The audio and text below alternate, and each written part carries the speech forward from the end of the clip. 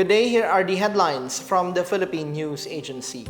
It's the turn of the Bicolanos to get various forms of assistance from the government, reaffirming the administration's commitment to uplift the lives of Filipinos. President Ferdinand R. Marcos Jr. is in Pili, Camarines Sur today as he leads the distribution of land titles, support services, and presidential assistance to farmers, fisherfolk, and families. Accompanied by various government agencies, the President distributes assistance to the beneficiaries and communities affected by El Niño. The Department of Agriculture distributed agricultural aid, including hybrid rice seeds, fertilizer vouchers, cassava granulators, pumping sets, yellow corn seeds, inorganic fertilizers, and gulayan sa barangay packages worth 649,250 pesos.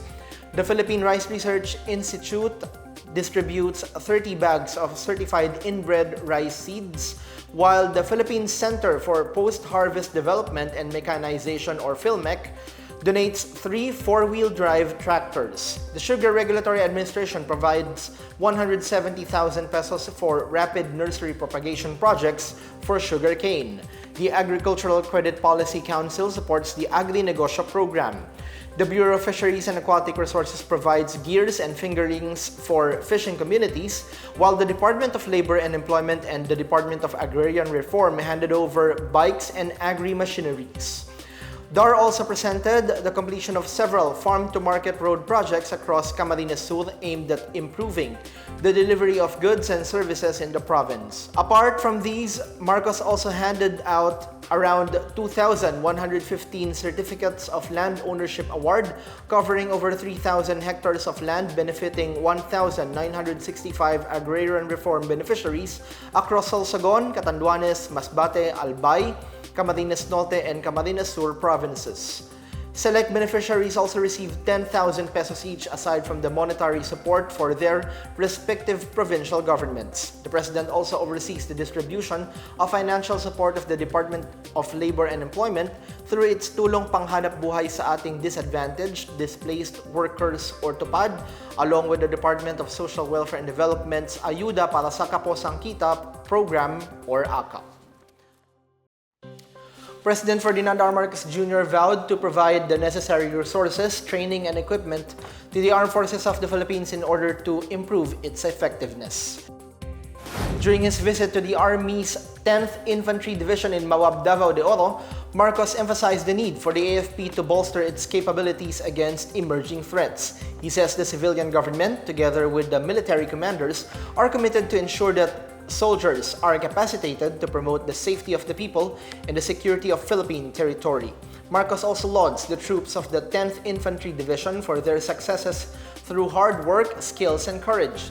He urges them to act as peacekeepers and encourage the remaining communist insurgents to return to the fold of the law. He also highlighted the importance of collective efforts to further the Barangay Development Program through the National Task Force to End Local Communist Armed Conflict and other related components to improve peace and order in the countryside. Shifting gears now, the damage to agriculture caused by Mount Kanlaon's eruption has reached almost 1.5 million pesos based on Friday's latest monitoring of the National Disaster Risk Reduction and Management Council. The NDRRMC says the amount of damage, which is equivalent to about 56.76 metric tons of in-production loss, was recorded from Western Visayas. Kanlaon's eruption has affected 40 farmers and fisherfolk, totally damaged 14.55 hectares of crop area, and partially damaged 11 hectares. Kanlaon's activity has so far affected 682 families in Western and Central Visayas. Among them, 361 families were staying in evacuation centers. The number of passengers stranded at seaports in Western Visayas remains at 1,501.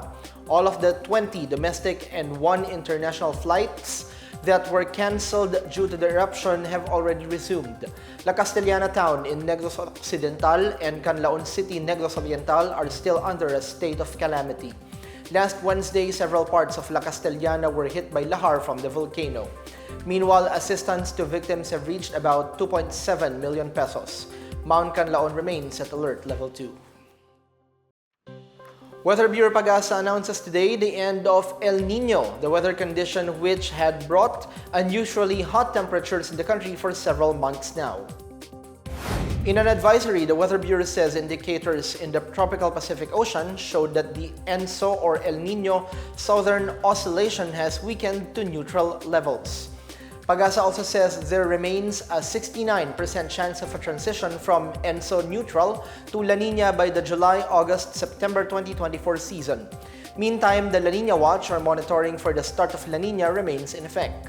The ENSO is a climate pattern characterized by the shifting of wind and sea surface temperatures, with El Niño signifying warm temperatures and La Niña signifying cold temperatures. The start of La Niña means the country must brace for wetter conditions, including increased rainfall and stormy weather.